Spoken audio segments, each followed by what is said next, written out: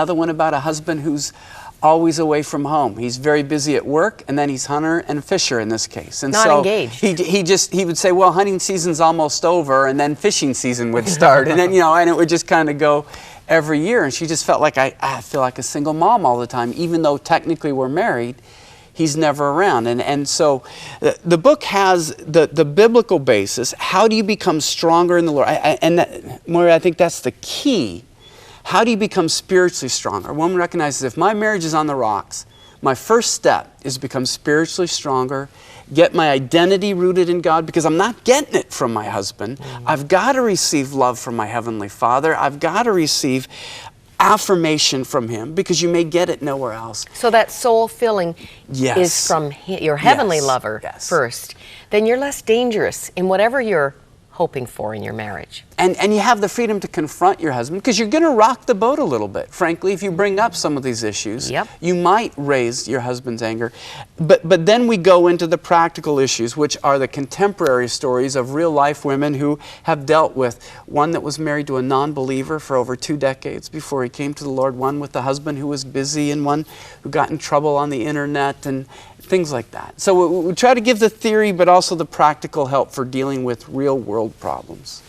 You know, one of the most moving, and did I write her down here? I did. Eleanor Roosevelt. Oh.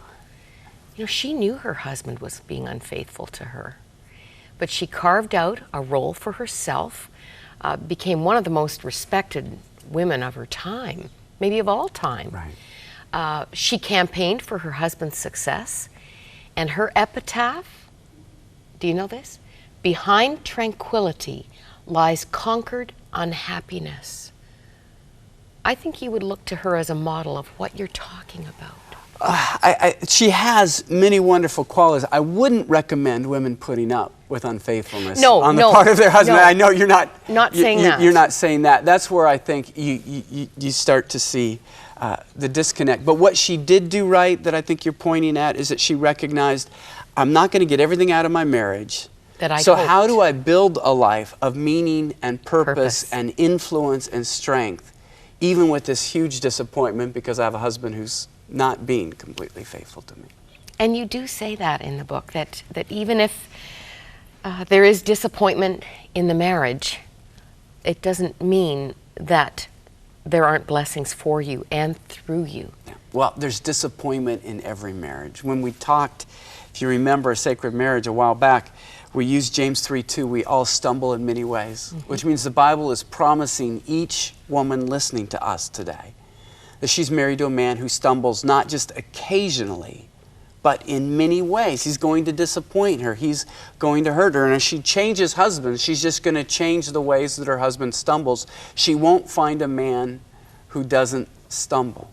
And so it becomes increasingly important not to define your husband by how he stumbles. Because here's what I found. The difference between men and women. Women are amazing infidelity detectors. I tell men not to mess with a woman's intuition. You just know. And I'm not talking about full-blown infidelity. I'm talking about our thoughts, the way we respond to it. Women can just kind of know if they have their husband's hearts or not. Men are disappointment detectors. We pick it up if our wives are disappointed in us. And here's another little secret that women don't understand about men. Men don't just fall in love with you, they fall in love with being loved.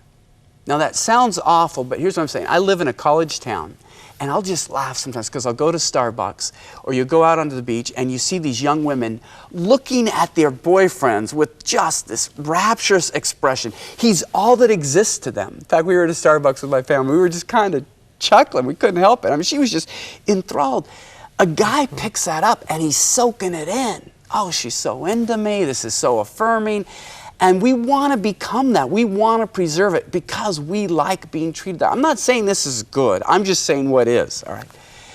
But then when we get married and our wives begin to become disappointed in us, as every wife is in some degrees, we start to lose our motivation because we recognize she doesn't have that same light in her eyes when she sees us. We know that while she's become accustomed to us being strong in this area and this area, she's very frustrated here, here, and here.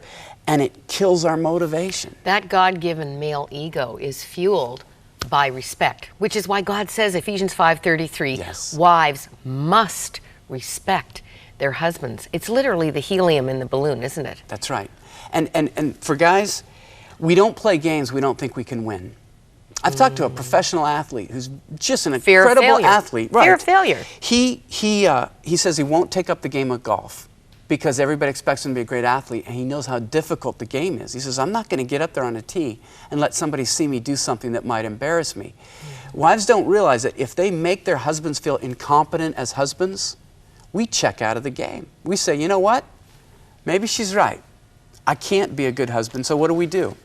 We spend all our time at work. We take up golf, we go hunting, we go fishing. We do everything but be a husband, because if we're made to feel incompetent, we don't want to play that game. And so wives make us feel, and here's what I say, especially where even Christian wives feel so disappointed with their husbands, is, well, he's not a spiritual leader.